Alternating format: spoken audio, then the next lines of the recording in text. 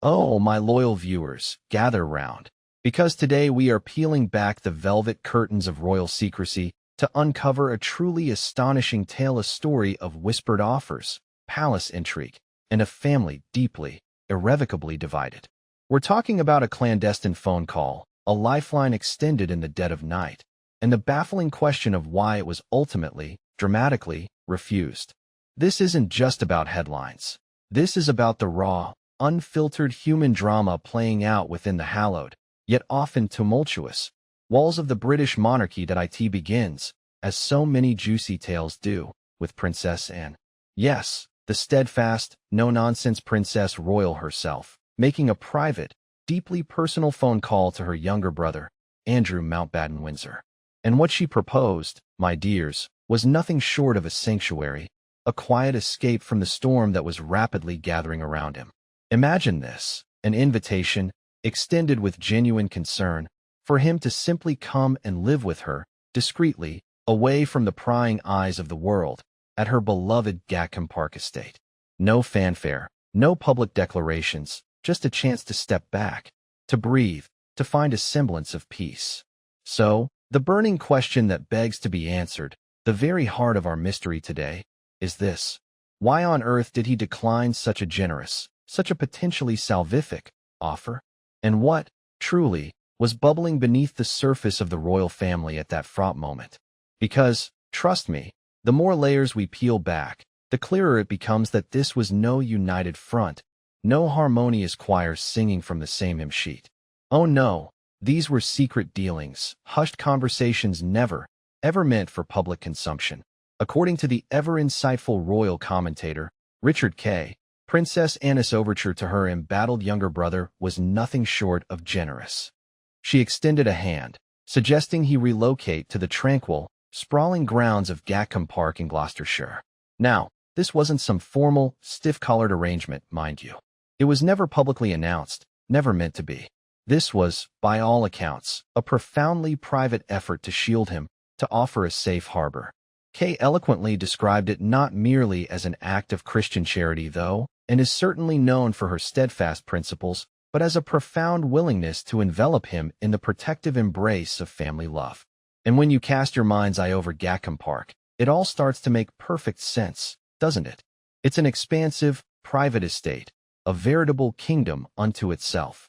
Both of Anne's children, Zara Tyndall and Peter Phillips, already reside there, each in their own separate dwelling.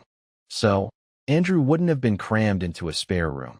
He would undoubtedly have had his own considerable space, a place to call his own within the family fold.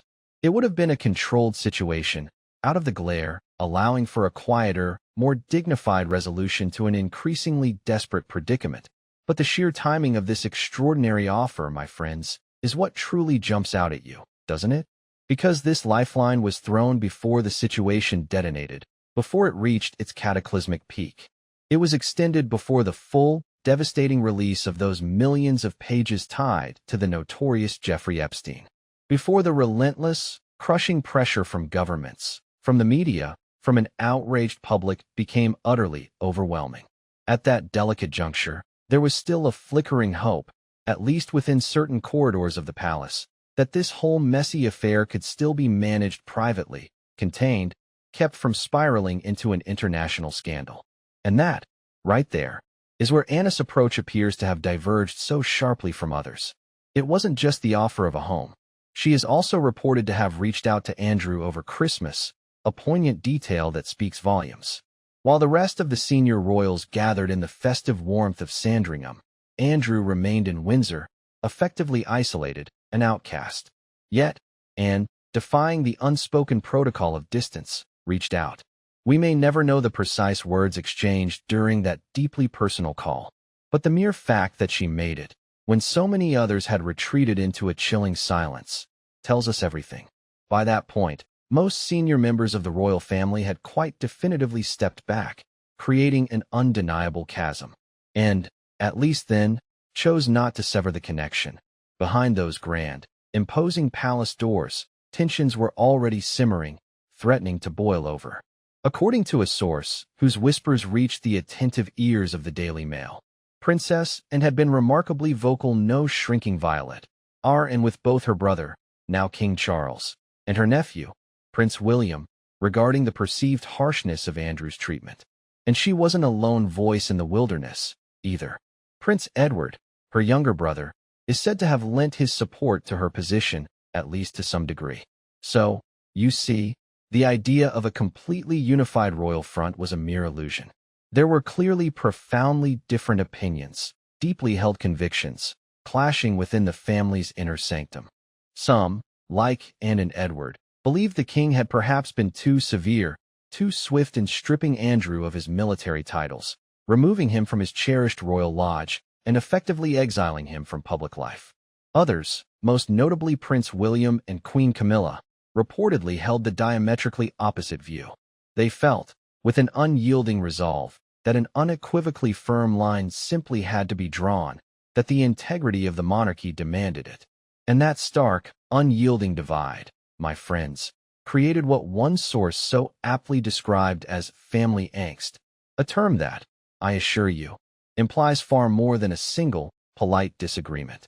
It speaks of ongoing, perhaps even bitter, contention.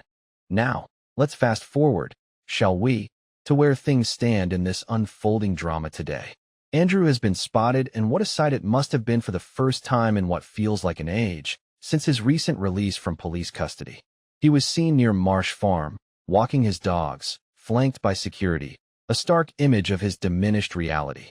The details surrounding this reappearance are quite specific, almost cinematic in their precision. Prior to this, following his arrest, he had been residing at Wood Farm on the Sandringham estate, a property far smaller, far more modest, than his previous opulent abodes. Images from that earlier, humiliating period showed him slumped, utterly defeated, in the back of a car, departing Aylsham police station, a moment etched into the public consciousness.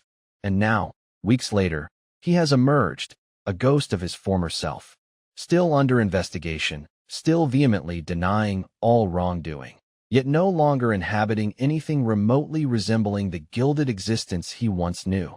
There are, moreover, increasingly clear indications that his move to Marsh Farm is not some temporary arrangement, but a definitive, permanent relocation. Removal vans, not just any old removal vans, mind you, but those belonging to Gander and White, a specialist fine art logistics company, no less, one that proudly boasts a royal warrant, have been observed arriving at the property. This detail, my dears, speaks volumes.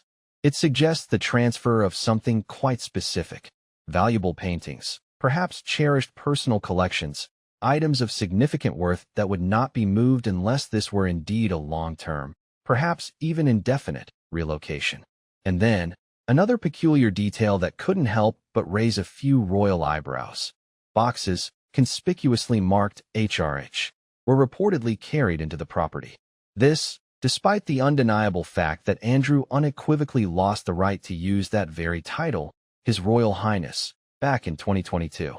So, why those labels are still in use, why they were so brazenly displayed, remains unclear, shrouded in a mist of unanswered questions. It certainly makes you wonder, doesn't it? And then, of course, we have the curious case of the corgis. Sandy and Muick, those beloved canine companions who originally belonged to the late Queen Elizabeth II, had found a new home with Andrew and his former wife, Sarah Ferguson, at Royal Lodge after Her Majesty's passing. They were taken in, a comforting presence in a time of grief. But now, with Andrew's unexpected relocation, the dogs appear to have moved with him, which, somewhat comically, leaves poor Sarah Ferguson without them. And this unexpected turn of events has led to some rather unusual reports. According to the Mail on Sunday, there were discussions, at one point, about a television project involving the dogs, including the rather fantastical idea, reportedly, of cloning them. Now, her spokesperson has since firmly denied that she ever intended to follow through with anything so outlandish.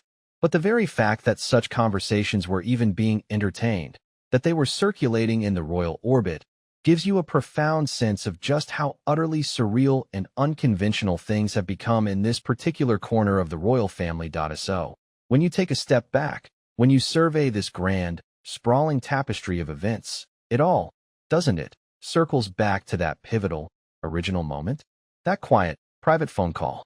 Because looking at the chaotic, public spectacle that is Andrew's life now, that discreet offer from Princess and may very well have been one of the very last opportunities, a fleeting window, to handle this entire, messy saga quietly, privately, within the protective confines of the family, before every single detail became agonizingly public, impossibly complicated, and infinitely harder to manage.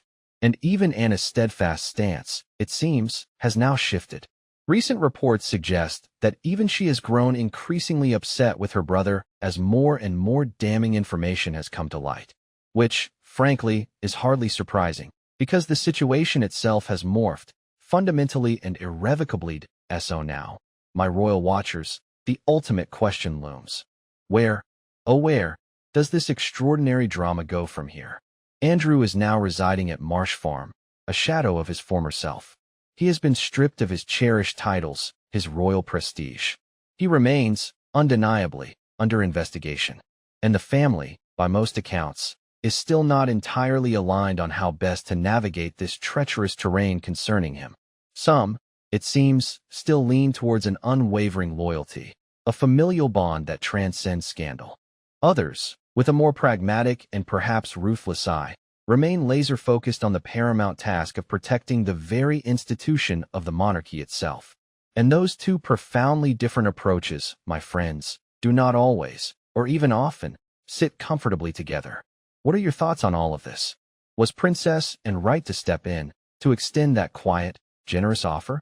Or do you believe the stronger, more decisive stance taken by King Charles and Prince William was, in the end, the only viable option? Let me know your thoughts in the comments below. I am absolutely dying to hear them. And if you relish this kind of deep dive into royal coverage, make absolutely sure you subscribe, because there is still, I promise you, a whole lot more unfolding behind those gilded palace doors.